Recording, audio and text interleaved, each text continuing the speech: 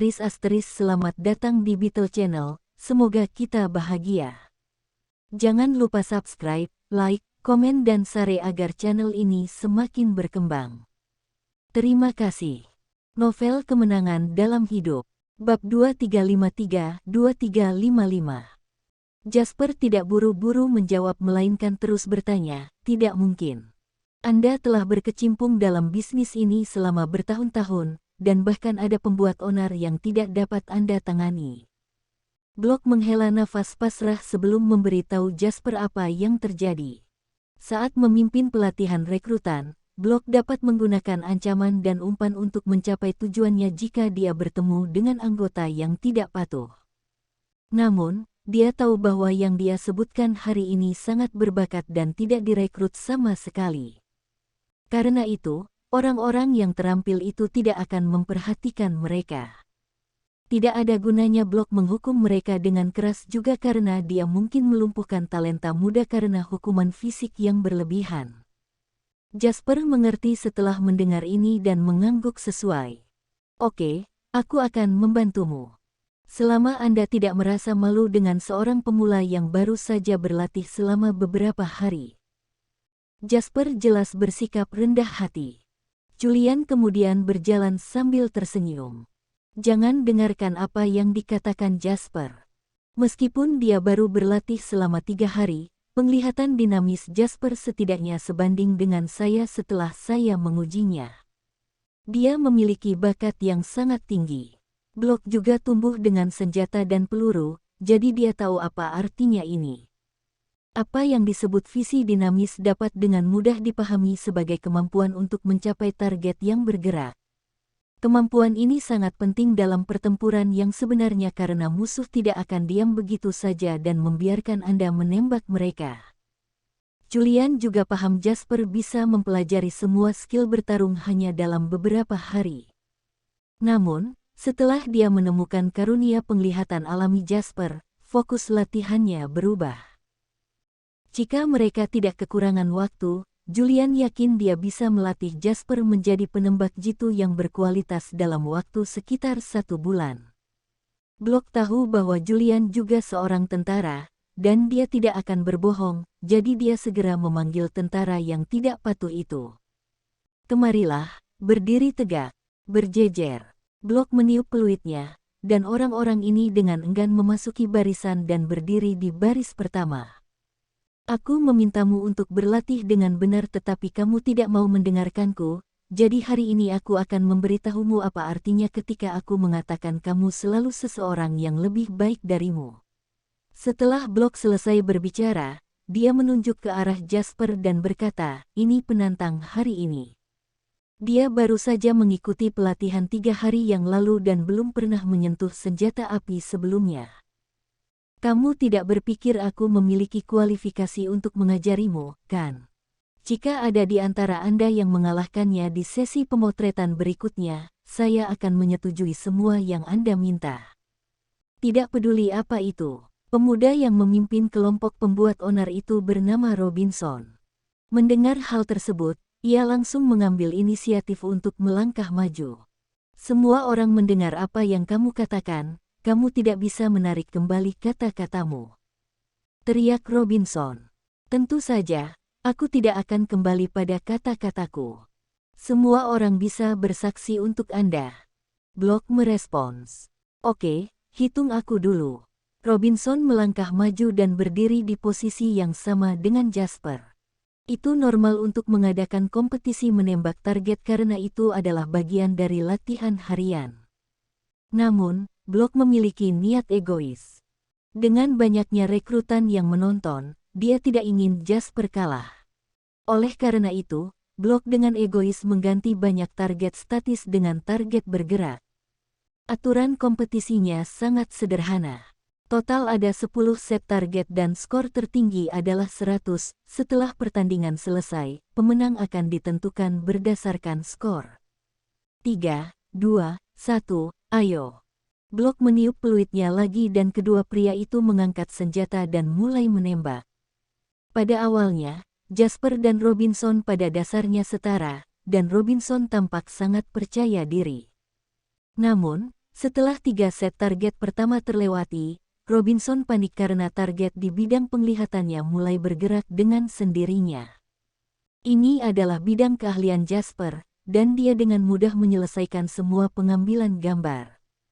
Saat Jasper meletakkan senjatanya, Robinson masih membidik dengan gugup. "Untuk apa kau begitu sombong? Kita hanya akan tahu siapa pemenangnya pada akhirnya."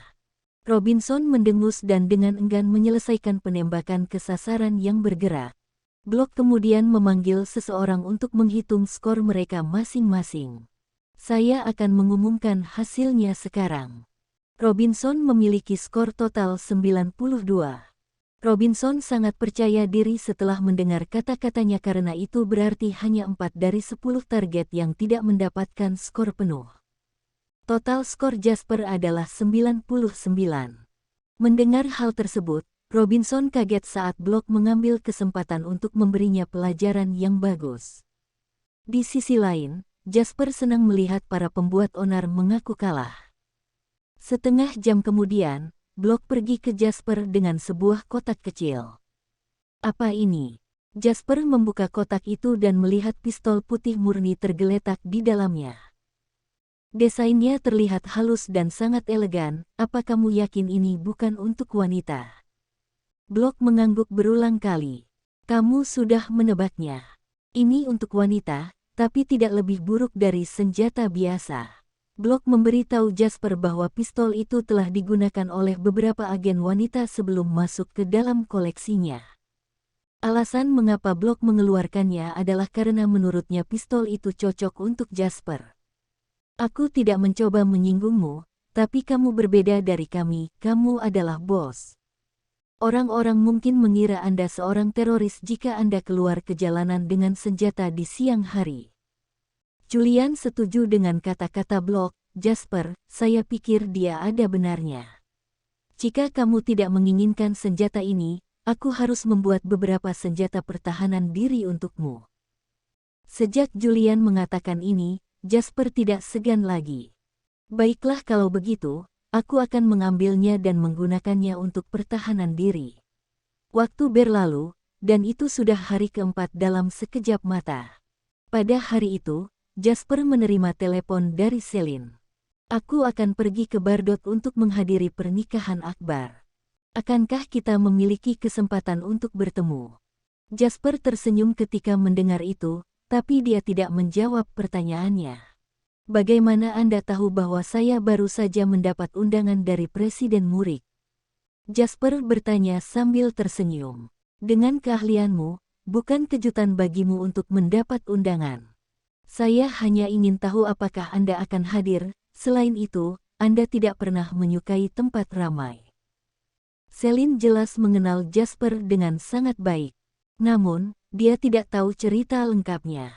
Bukan karena Jasper tidak menyukai tempat ramai, dia hanya tidak ingin berulang kali bersosialisasi tanpa alasan. Jika Jasper akan bertemu teman dan keluarganya, dia akan senang melakukannya. "Tentu saja, aku akan pergi. Saya harus memberikan penghormatan pada pernikahan internasional yang begitu megah." "Bagus, sampai jumpa di pesta pernikahan kalau begitu. Apakah Anda lupa bahwa Anda masih berutang sesuatu kepada saya?" Setelah mendengar itu, Jasper mengingat perjalanan yang belum selesai ke Taman Gantung.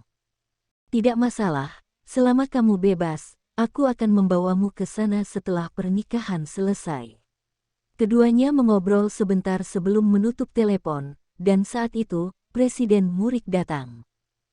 "Jadi, penasihat umum, apakah Anda akan menghadiri pernikahan itu?"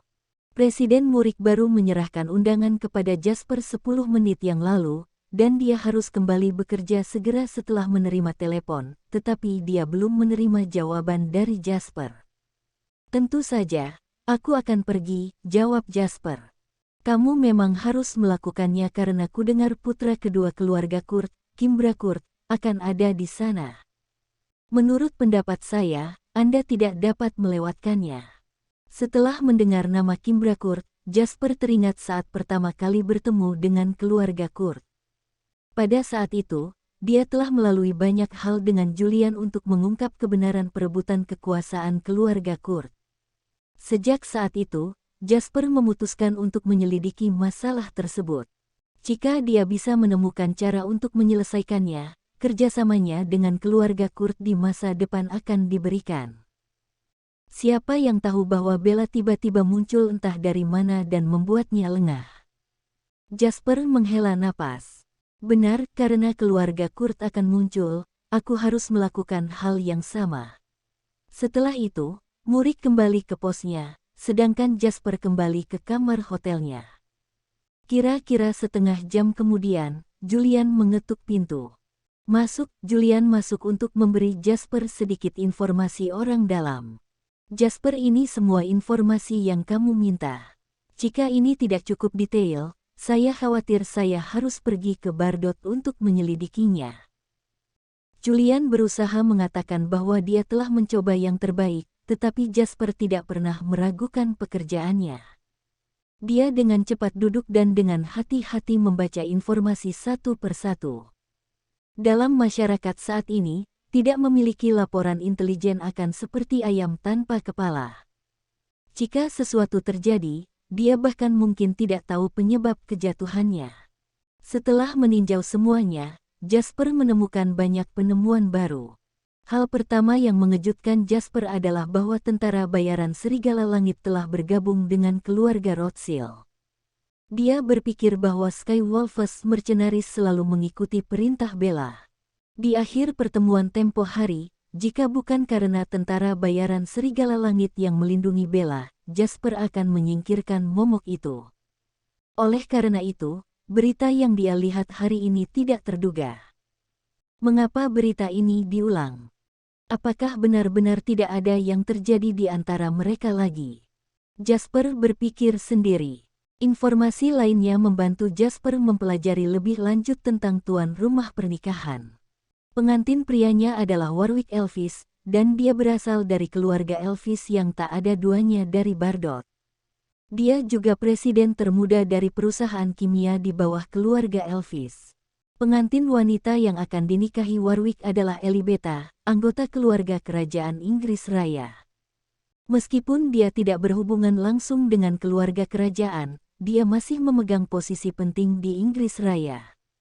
Kenapa lagi seluruh dunia akan menonton pernikahannya dengan Warwick? Melalui foto-foto paparazzi dan gosip hiburan, orang-orang mengira bahwa mereka adalah jodoh yang dibuat di surga. Namun, siapapun yang memiliki otak tahu maksud sebenarnya di baliknya. Jika keluarga Kurt adalah keluarga minyak terpenting di Kori, maka keluarga Elvis adalah tangan kanan mereka dalam membantu memonetisasi minyak mereka. Pendapatan tahunan perusahaan kimia di bawah keluarga Elvis menyumbang 65% dari semua produk kimia di Kori. Bahkan keluarga Kurt yang baru saja mengalami konflik internal harus mengirimkan perwakilan untuk hadir. Begitu kedua pihak mencapai kesepakatan dan mengikat ikatan, itu berarti pernikahan politik telah terbentuk. Jasper tidak perlu berpikir dua kali untuk menebak bahwa banyak orang di ibu kota Bardot telah melakukan ini untuk menyelamatkan diri ketika mereka mendengar bahwa Amerika Serikat akan melakukan sesuatu.